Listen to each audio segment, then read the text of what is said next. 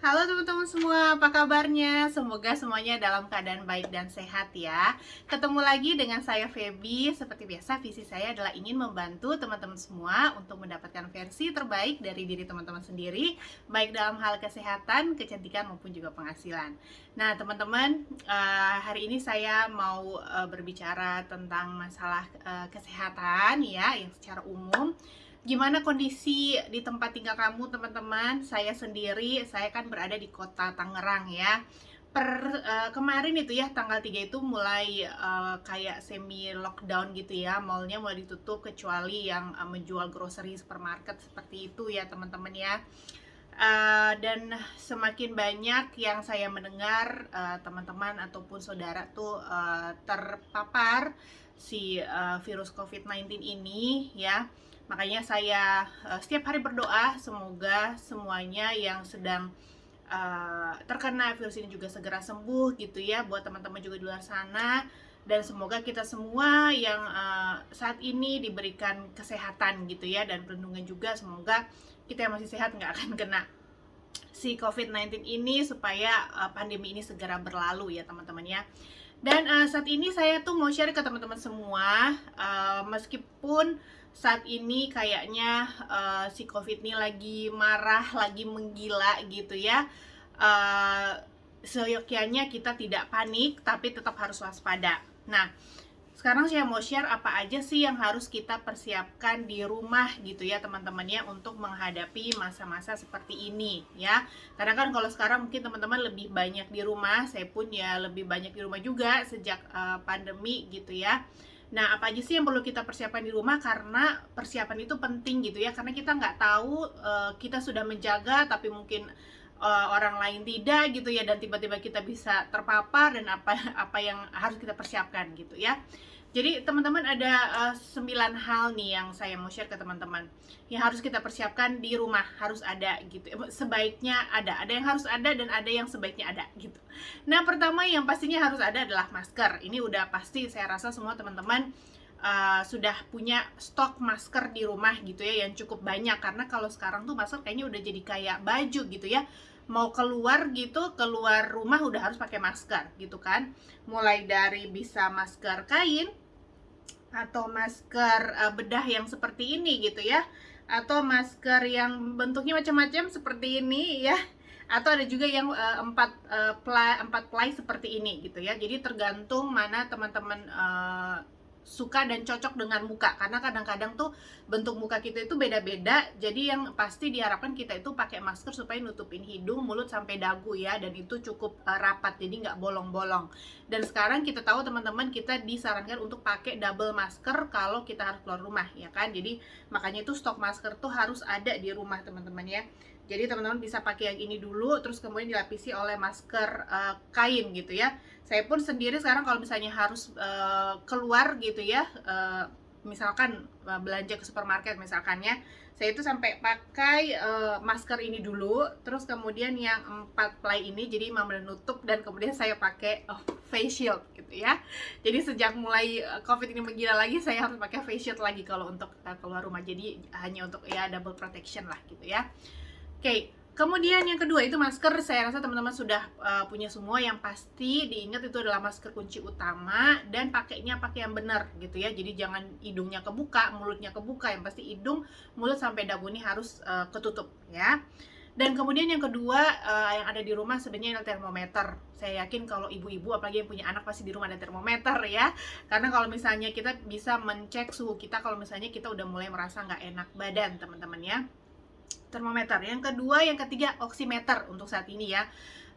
Saya juga sebelumnya nggak pernah punya oximeter, tapi saat ini saya mau membeli oximeter gitu ya, supaya ada persediaan di rumah. Karena teman-teman tahu kan salah satu gejala yang dibikin oleh si COVID ini adalah hipoksia, atau kita agak sesak nafas gitu ya, saturasi oksigen kita berkurang. Dan memang ini sih kita sebenarnya dengan mudah dapatkan ketika kalau misalnya kita ke IGD atau ke unit pelayanan kesehatan gitu ya. Tapi berhubung saat ini kondisi di unit pelayanan kesehatan itu juga rata-rata penuh gitu ya, dan kita belum tentu dapat tempat. Jadi ya saya pikir Oximeter itu juga kayaknya nggak terlalu mahal gitu ya teman-temannya, bisalah dipersiapkan di rumah. Jadi kita bisa cek gitu ya ketika saturasi kita itu di bawah 95 itu, nah itu tuh kita harus lebih intens untuk mencari pertolongan gitu ya teman-teman ya. Oximeter. Kemudian yang keempat, tensimeter juga itu adalah salah satu alat kesehatan yang penting juga untuk ada di rumah gitu ya. Jadi terlebih kalau misalnya memang kita punya anggota keluarga yang mempunyai darah tinggi gitu ya. Mungkin kalau misalnya kita nggak bisa cek pakai manual, beli aja yang digital gitu ya teman-teman, lebih mudah. Ya, jadi tensimeter juga kalau misalnya orang yang sakit itu perlu kita cek juga untuk ngelihat dia hipotensi atau enggak, karena kadang-kadang kalau misalnya kondisi seseorang yang sakit berat sampai mau shock itu kan bisa tensinya drop ya teman-teman ya. Jadi ini juga bisa kita persiapkan di rumah gitu ya teman-teman. Kemudian sanitizer dan desinfektan, saya rasa pas ini semua juga udah teman-teman punya di rumah ya. Desinfektan gitu ya untuk membersihkan seperti gagang pintu, apalagi kalau misalnya ada saudara kita yang harus isoman di rumah gitu ya. Jadi desinfektan tuh sangat penting, dan sanitizer ya. Dan kemudian teman-teman, tabung oksigen dan nebulizer ini sebenarnya nggak harus ada mungkin ya, karena agak susah didapat juga apalagi saat ini. Tapi banyak disarankan kalau misalnya teman-teman mempunyai orang tua di rumah gitu ya, orang tua di rumah gitu yang mungkin kalau misalnya bisa gitu disediakan tabung oksigen dan nebulizer gitu ya. Kalau nebulizer ya saya juga di rumah selalu sedia karena ada anak-anak gitu ya, dan anak-anak saya itu juga atopi atau gampang alergi. Jadi kalau dulu tuh masih kecil tuh sering batuk yang berdahak, jadi kita ada alat nebulizer. Nah, di kadang-kadang kan kalau misalnya di pasien COVID juga bisa terjadi seperti itu ya, batuk dan ada reak. Nah, itu kadang dokter juga bisa menyarankan untuk di nebulizer, dan kalau misalnya kita udah di rumah mungkin lebih mudah gitu ya. Jadi bukan sesuatu yang harus ada, tapi kalau bisa ada lebih baik gitu ya. Dan kemudian yang ketujuh itu yang pasti adalah teman-teman, kita harus makan makanan yang sehat. Jadi di rumah itu harus ada makanan yang sehat. Nah teman-teman, banyak saya mendengar informasi bahwa COVID yang jenis baru itu tuh lebih banyak menyerang saluran pencernaan gitu ya. Dan memang saluran pencernaan adalah salah satu penentu imun tubuh kita teman-teman ya. Jadi ada COVID nggak ada COVID pun seharusnya kita tetap menjaga kesehatan saluran cerna ya.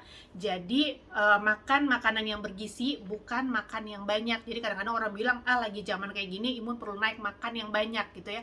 Bukan makan yang banyak intinya, tapi adalah makanan yang bergizi. Dalam arti makanan bergizi itu nomor satu, no fast food ya. Jadi zaman sekarang masa ini hindari dulu deh fast food gitu ya. Puasa dulu dari fast food ya, atau proses food gitu ya, udah diproses makanan-makanan kemasan seperti itu ya, jangan dikurangi sebisa mungkin lah ya.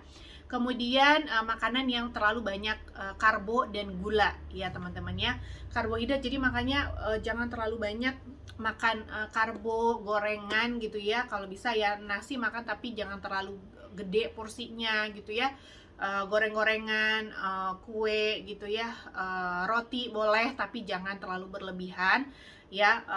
Kemudian makanan-makanan dan minuman yang manis juga teman-teman, karena si tepung dan gula ini tuh bikin banyak inflamasi di tubuh kita teman-teman.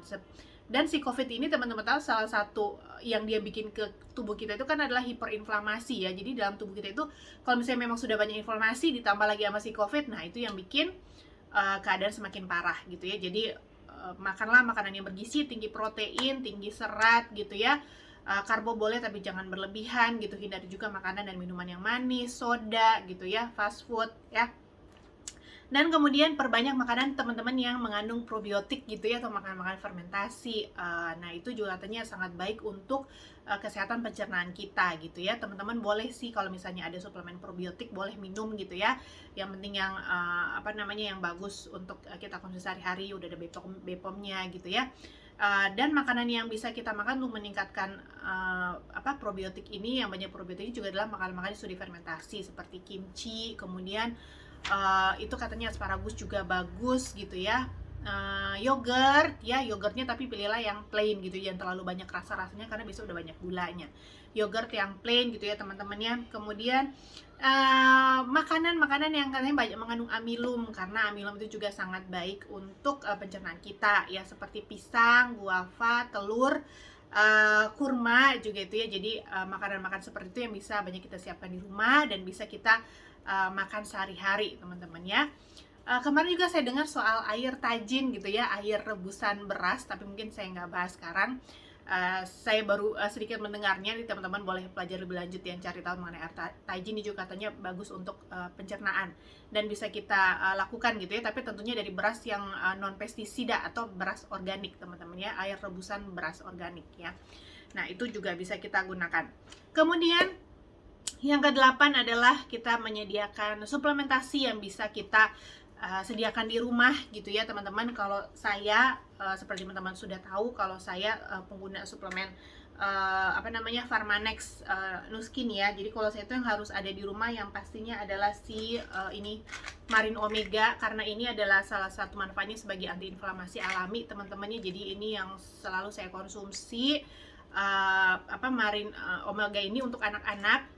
Dan juga satu lagi sih ada youth span itu ya. Jadi kalau teman-teman mau lihat lagi soal suplemen-suplemen ini, teman-teman boleh scroll down di video YouTube saya sebelumnya ya.